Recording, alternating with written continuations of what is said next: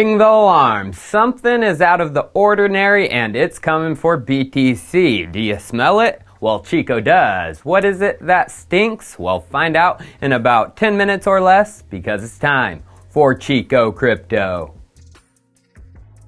So, BTC closing above 50K, an over $50,000 asset once again. Since March 6, 26 days straight, the King Crypto has held above this level. Bullish to say the least, and the prices of the past seem like centuries ago. Do you even remember the 20K break? Well, I sure as heck do. It wasn't a century ago, it was only 3 short months ago. I did the epic live stream haircut cutting off my locks, which had been growing throughout the low of the 2018 bear market. That's in the rearview mirror for most, but I've already been planning ahead, beginning to grow my hair out for the next bear, and having the old hair made into a wig just in case the bear comes before this hair is long. But damn, Chico, why you gotta be so bearish? Well, I'm bringing this up because even though we are hodling above 50K, BTC is having a rough time breaking the 60K level, even with the best news possible. Since when we first cracked 50K mid-February, BTC has tried to break 60K 3 times. First bullish run up the 21st of February, it did crack it March 13th, but immediately fell the next day, and now here recently. So what was the news the first time to get BTC to officially crack 50K and run up towards 60K? Well, it was the big Tesla buy. 1.5 billion TechCrunch covered it the day it was announced, February 8th. And February was kind to BTC after that. Business Insider covered the events. February 11th, MasterCard announces their plans. So does BNY Mellon. February 12th, Jay-Z and Jack Dorsey announce BTC plans. And then Andrew Yang makes a New York mayor call, turn the city into a BTC hub. That was just some of the news. So of course BTC would make a break for 60K. But what was the news on the second try, mid-March? Well, here's where things get a tad bit interesting to me. There was no good news, per se, but bad news. March 12th, probably the worst news for how the markets operate behind the scenes came out. Binance was being investigated and probed by the CFTC. Insiders knew about this probe before it was leaked to the public, and pulling out the charts 1 week before the public knew, BTC ran from under 50K to over 60K. Bad news, Binance was the reason for the 60K break.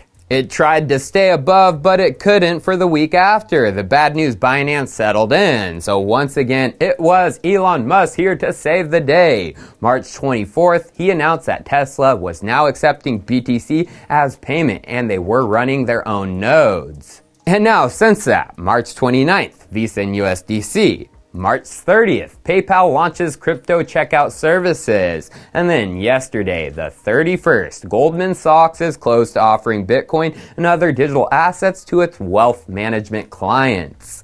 Yet, BTC didn't want to crack 60K yesterday? Is this an April Fool's joke by the whales? Are they fooling around with the price before the next leg up? Well, now let's get into what stinks, because today is going to be a really interesting April Fools, because weird stuff is everywhere. The Tubbies yesterday, Teletubbies, went all laser-eyed, tweeting mysteriously about BTC. And then even the king white person's burrito, Chipotle, is doing something. Besides being April Fool's Day today, it's National Burrito Day, and Chipotle is giving away free burritos and a chance at a piece of 100K in Bitcoin.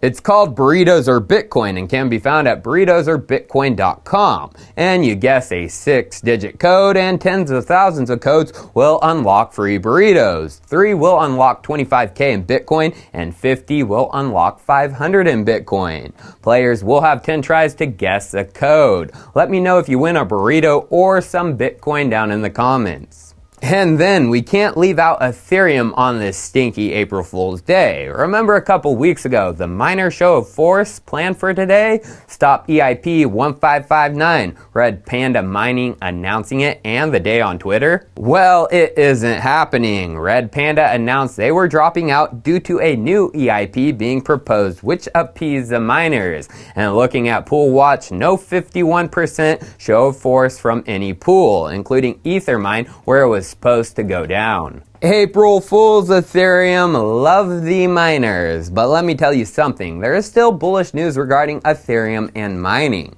AMD, Advanced Micro Devices, announced some news in stark contrast to their competitor, Nvidia. For their new graphic cards, they would not be putting limiters on cryptocurrency mining like Nvidia was. But what the product manager of AMD said leads me to believe they have something up their sleeves regarding Ether mining. Nish Neolajanan said this: "We will not be blocking any workload, not just mining for that matter. That said, there are a couple of things. First of all, RDNA was designed from the ground up for gaming, and RDNA 2 doubles up on this. And what I mean by this, Infinity Cache and a smaller bus width were carefully chosen to hit a very specific gaming hit rate." He's saying the current graphic cards and their chips were purpose-built for gaming, not mining. Nish continued though. However, mining specifically enjoys or scales with higher bandwidth and bus width. So there are going to be limitations from an architectural level for mining itself.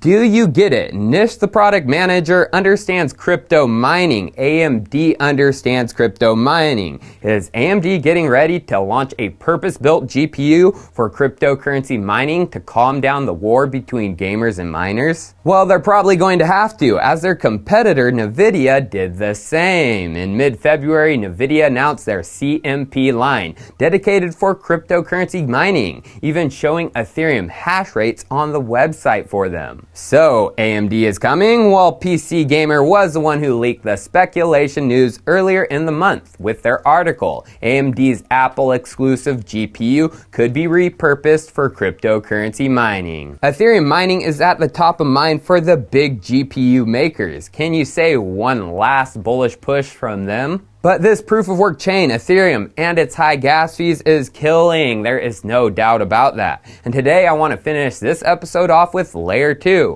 What is being done to stop the high fees? Well, some things are being done and being deployed ASAP. And yesterday was good news for scaling solutions all around. Aave announced they were deploying their first wave of scaling solutions with Polygon. Good news for them, but I'm still weary because of their Binance connection. But regarding another scaling solution I like, XDAI, they had solid news too yesterday. First, MyCrypto announced that they were moving their memberships on their platform to the XDAI chain. And then the 1-2 punch for XDAI, Orchid, the VPN service, announced they were moving some of their services to the XDAI chain. Now, why is this highly interesting? Orchid choosing XDAI? Well, over a year ago now, a surprise Coinbase addition happened. Orchid. No one had even heard of the crypto, but Coinbase added it. And then going to Orchid's website, they list Coinbase as a partner to this day. So a Coinbase listed and even New York approved cryptocurrency is using XDAI?